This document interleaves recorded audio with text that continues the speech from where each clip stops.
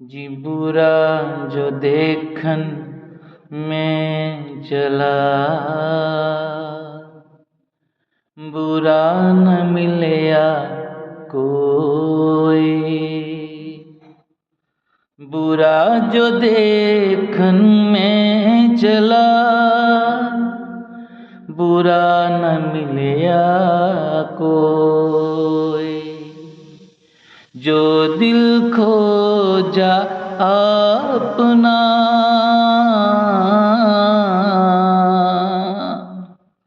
जो दिल खोजा अपना, मुझसे बुरा न कोई। सियावर राम जय जय राम, सियावर राम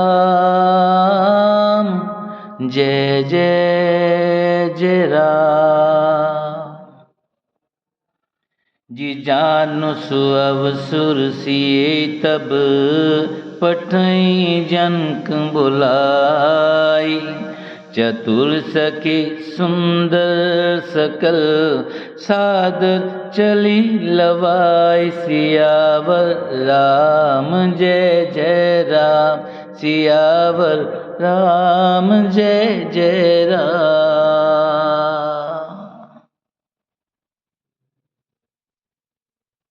तब अवसर जानकर जनक जी ने सीता जी को बुला भेजा। तब सब चतुर और सुंदर सखियां आदर पूर्वक उन्हें लेवा चली, उन्हें लेने को चली। जिसिए शोभा नह जाय बखानी, जगदम्बिका रूप गुण खानी। जिसिए शोभा नह जाय बखानी, जगदम्बिका रूप गुण खानी। उपमा सकल मोहे लगु लागी, प्राकृत नारी अंग अनुरागी। सिए बरने ते उपमा दे, कुक कभी कहाय अजुस को ले। सिए बरने ते उपमा दे, कुकवि कहाय अजुस को ले। जो पट तरे तिए समसिया, जग अस जुबति कहाँ कमनिया। रूप और गुणों की खान जग जननी जानकी जी की शोभा का वर्णन नहीं हो सकता। उनके लिए मुझे काव्य की सब उपमाएं तुच्छ लगती हैं, क्योंकि वे लौकिक स्त्रियों के अंगों से अनुराग रखने वाली हैं, अर्थात वे जगत की स्त्रियों के अंगों को दी जाती है। काव्य की उपमाएं सब त्रिगुणात्मक मायक जग से ली गई हैं। उन्हें भगवान की स्वरूपा शक्ति श्री जानकी जी के अप्रकृत चिन्ह में अंगों के लिए प्रयुक्त करना, उनका अपमान करना और अपने को उपहासपाद्य बनाना है। सीता जी के वर्णन में उन्हीं उपमाओं को देकर कौन को कवि कहलाए और अपजश का भागी बने। अर्थात सीता जी के लिए उन उपमाओं का प्रयोग करना, सुकवि के पद से च्युत होना और अपकीर्ति मोल लेना है। कोई भी सुकवि ऐसी नादानी एवं अनुचित कार्य नहीं करेगा। यदि किसी स्त्री के साथ सीता जी की तुलना की जाए तो जगत में ऐसी सुंदर ज्योति है ही कहाँ जिसकी उपमा उन्हें दी जाए। जिंगिरा मुखर तनि अर्ध भवानी, रति अति दुखित अतुन पति जानी। गिरा मुखर तन अर्ध भवानी, रति अति दुखित अतुन पति जानी। विष बारुणी बंधु प्रिय जेही, कहे रमा सम किमि बेदेही। पृथ्वी की स्त्रियों की तो बात ही क्या है, देवताओं की स्त्रियों को भी यदि देखा जाए तो हमारी अपेक्षा कहीं अधिक दिव्य और सुंदर। तो उनमें सरस्वती जी तो बहुत बोलने वाली है, पार्वती जी अर्धांगिनी है, अर्थात अर्ध नारी नटवेश्वर के रूप में उनका आधा ही अंग स्त्री का है, शेष आधा अंग पुरुष शिव जी का है। कामदेव की स्त्री रति पति के बिना शरीर का अनंग जानकर बहुत दुखी रहती है, और जिनके विष और मध्य जैसे समुद्र से उत्पन्न होने के नाते प्रिय भाई हैं, उन लक्ष्मी के समान तो जानकी जी को कहा ही कैसे जाए।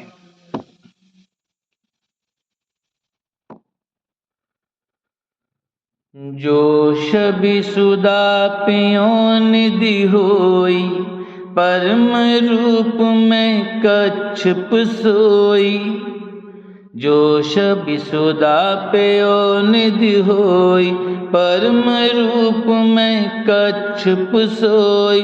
शोभा रज मंदुर सिंगारू, मथे पान पंकज निज मारू। जिन लक्ष्मी जी की बात ऊपर कही गई है, वे निकली थी खारे समुद्र से, जिसको मथने के लिए भगवान ने अति कर्कश पीठ वाले कच्छप का रूप धारण किया। रस्सी बनाएगी महान विषधर वासुकी नाग की, मथाने का कार्य किया अतिशय कठोर मंद्राचल पर्वत ने, और उन्हें उसे मथा सारे देवताओं और दैत्यों ने मिलकर। जिन लक्ष्मी को अतिशय शोभा की खान और अनुपम सुंदरी कहते हैं, उनको प्रकट करने में हेतु बने ये सब असुंदर एवं स्वाभाविक ही कठोर उपकरण। ऐसे उपकरणों से प्रकट हुई लक्ष्मी श्री जानकी जी के समता को कैसे पा सकती? हाँ, इसके विपरीत यदि शबि रूपी अमृत का समुद्र हो, परम रूप में कच्छप हो, शोभा रूप रस्सी हो, श्रृंगार रस पर्वत हो, और उस शबि के समुद्र को स्वयं कामदेव अपने ही कर कमलों से मथे। जिये विधि उपजे लक्ष्य जब, सुंदरता सुख मूल। एह विधि उपजे लक्ष्य जब, सुंदरता सुख मूल। तदपि सकोच समेत कभी, कहे सिये सम तुलसियावर राम। जय जय राम, सियावर राम, जय जय राम। इस प्रकार का संजोग होने से जब सुंदरता और सुख की मूल लक्ष्मी उत्पन्न हो, तो भी कभी लोग उसे बहुत संकोच के साथ सीता जी के समान कहेंगे।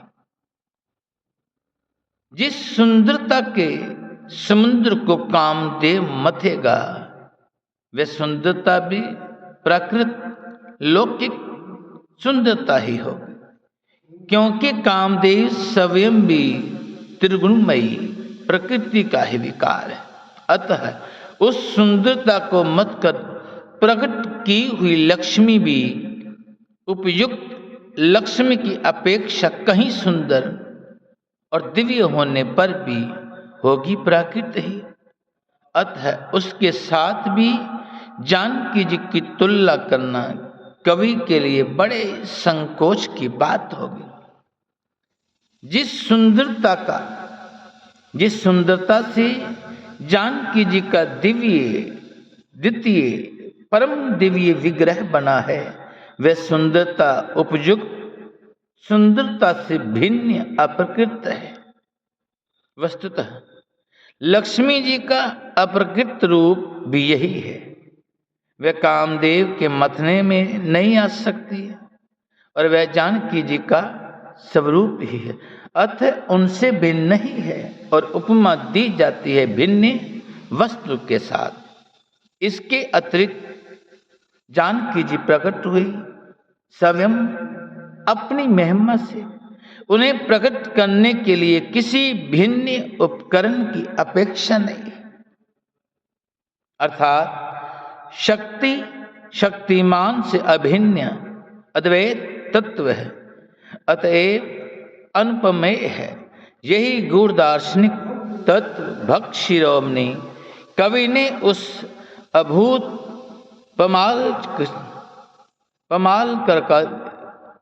पमाल अलंकार के द्वारा बड़ी सुंदरता से व्यक्त किया है। जी चली संग ले सखी सियानी, गावत गीत मनोहर बानी। जी चली संग ले सखी सियानी, गावत गीत मनोहर बानी।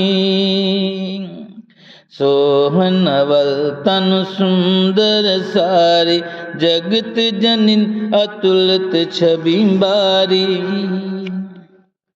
जी भूषण सकल सुदे सुहाए, अंग अंग रची सखिन बनाए। जी रंग भूमि जब सी पगुदारी, देख रूप मोहे नर नारी। रंग भूमि जब सी पगुदारी, देख रूप मोहे नर नारी। सियानी सखियां सीता जी को साथ लेकर मनोहर वाणी से गीत गाती हुई चली। सीता जी के नवल शरीर पर सुंदर साड़ी सुशोभित है और जगजननी की महान छवि अतुलनीय है। सब आभूषण अपनी अपनी जगह पर सुशोभित हैं, जिन्हें सखियों ने अंग अंग में भली भांति सजाकर पहनाया है। जब सीता जी ने रणभूमि में पैर रखा, तब उनका दिव्य रूप देखकर स्त्री पुरुष सभी मोहित हो गए। जी हर्ष सुरंदुदम्बी बजाई, बरस प्रसूनि अप्सरा गाई। जी हर्ष सुरंदुदम्बी बजाई, बरस प्रसूनि अप्सरा गाई। पांसरो सोह जय माला, अवचुटितें सकल बुआला। सिए चकित चित्रा में चाहा, बय मोह बस सब नर नाहा। मुनि समीप देखे दो बाई, लगी ललित लोचन निधि पाई। देवताओं ने हर्षित होकर नगाड़े बजाए और पुष्प बरसाकर अप्सराएं गाने लगी। सीता जी के कर कमलों में जयमाला सुशोभित है और सब राजा चकित होकर अचानक उनकी ओर देखने लगे। सीता जी चकित से श्री राम जी को देखने लगी। तब सब राजा लोग मोह के वश हो गए। सीता जी ने मुनि के पास बैठे हुए दोनों भाइयों को देखा तो उनके नेत्र अपना खजाना पाकर ललचाकर वह श्री राम जी में जा लगे, स्थिर हो गए। जी गुरुजन लाज समाज बड़, देख सिए सकुचानी। जी गुरुजन लाज समाज बड़, देख सिए सकुचानी। लाग बिलो किन सखिन तन, रघुबीर ही उरियान। सियावर राम जय जय राम, सियावर राम जय जय राम। परंतु गुरुजनों की लास्य तथा बहुत बड़े समाज को देखकर सीता जी सकुचा गई। वे श्री राम जी को हृदय में लाकर सखियों की ओर देखने लगे। जी राम रूपियर शीश भी देखे, नर नारिन पर हरि नमेशे। सोचे सकल कहित सकुचाही, बिरिसन बिने करे मन माही। हर विधि बेग जनक जड़ताय, मति हमारे असंदेह सुहाय। बिन विचार पनु तज नर नाहू, श्री राम कर कर ही विबाहू। श्री रामचंद्र जी का रूप और सीता जी को देख, सीता जी की छवि देखकर सभी स्त्री पुरुषों ने पलक मारना छोड़ दिया।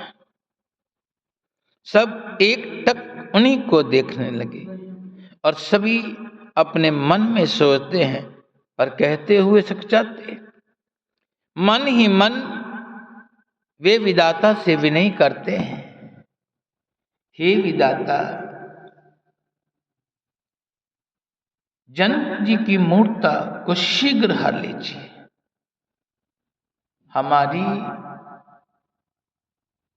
हमारी ही ऐसी सुंदर बुद्धि उन्हें दीजिए कि जिससे बिना ही विचार किए राजा अपना प्रण छोड़कर सीता जी का विवाह श्री राम जी से कर दे।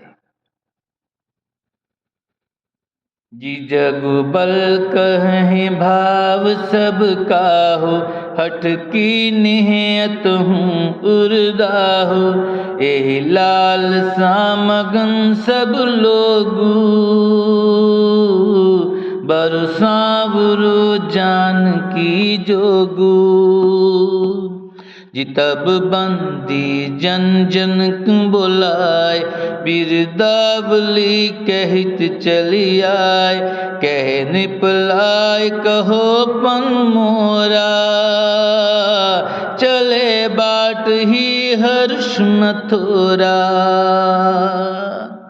संसार उन्हें भला कहेगा, क्योंकि ये सब बात सब किसी को अच्छी लगती है। हट करने से अंत में ही भी हृदय जलेगा। सब लोग इसी लालसा में मग्न हो रहे हैं कि जानकी जी की योग्य वर तो जी सांवला ही है। तब राजा जनक ने बंदी जनों भाटों को बुलाया। वे बिरदावली वंश की कीर्ति गाते हुए चले आए। तब राजा ने कहा, जाकर मेरा प्रण सबसे कहो, भाट चले और उनके हृदय में कम आनंद ना था। जी बोले बंदी बचन बर, सुनो सकल महिपाल। जी बोले बंदी बचन बर, सुनो सकल महिपाल। पन्ब देह कर कहे हम, भुजा उठाई विशाल सियावर राम। जय जय राम सियावर राम, जय जय राम।